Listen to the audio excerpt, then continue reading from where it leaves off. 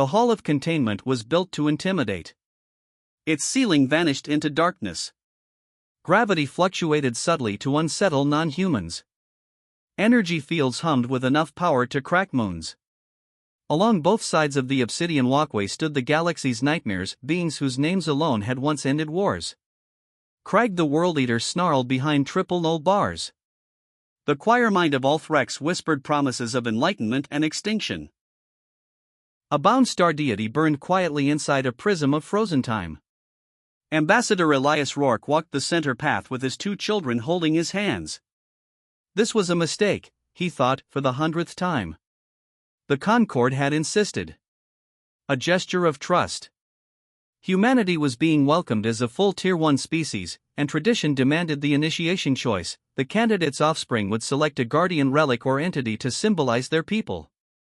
Normally, children chose something beautiful. Or powerful. Or famous. Elias's daughter Mara, age 9, stared wide-eyed but unimpressed. His son Jonah, 7, kicked his heels, bored. They passed god-killers. They passed living plagues. They passed immortal strategists who had outlived civilizations. Then Mara slowed. Jonah stopped completely. Both of them turned. Elias followed their gaze and felt his blood turn to ice. At the very end of the hall, far from the others, was a containment cell unlike any other. No roaring power fields. No layered shields. Just chains. Thick, scarred, physical chains wrapped around a humanoid figure slumped forward in silence. The placard read only. Subject, human. Classification, extinction event. Status, contained. No, Elias whispered. Mara pointed. That one.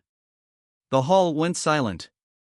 Dozens of alien dignitaries recoiled. Several rose from their seats. One fainted.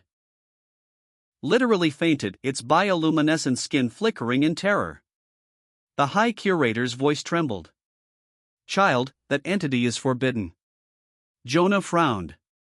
Why is he the only one in chains? Because he's us, Elias thought. Because they're afraid of what we do when pushed too far. That, the curator said carefully, is a human warform. Designation, Atlas. It was created during your species' early expansion conflicts. Created, Elias remembered bitterly, because diplomacy had failed. Because surrender hadn't been an option. Atlas had ended 3 galactic coalitions. Alone. Mara stepped closer to the barrier. He looked sad. The figure stirred. For the first time in centuries, Atlas lifted his head. His eyes, human eyes, focused on the children. Something ancient shifted in them. He's not roaring, Jonah said. He's not threatening anyone. No, Atlas said hoarsely, voice like worn steel. Because I was told to stand down. The hall erupted in panic. He speaks? Deactivate it. Kill it now. Elias moved without thinking, stepping in front of his children. Stand down, he shouted, human command tone snapping through the chaos. Atlas froze. Perfectly. Mara looked back at her father. Dad, he listens. The curator's mandibles clicked nervously. Ambassador Rourke.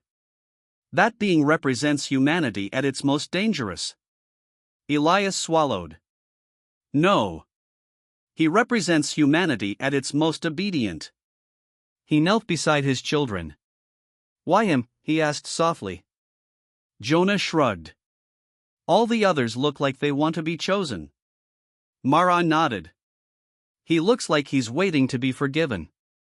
Atlas's chains rattled as his shoulders shook. I was built to end worlds, Atlas said. But I was never asked what came after. Mara smiled at him. You can come home. The Concord had no answer for that. After a long, terrible silence, the curator bowed. The choice is accepted. The chains fell away. For the first time since the galaxy learned to fear humanity, it learned something worse. Humanity forgives its monsters. and lets them protect its children.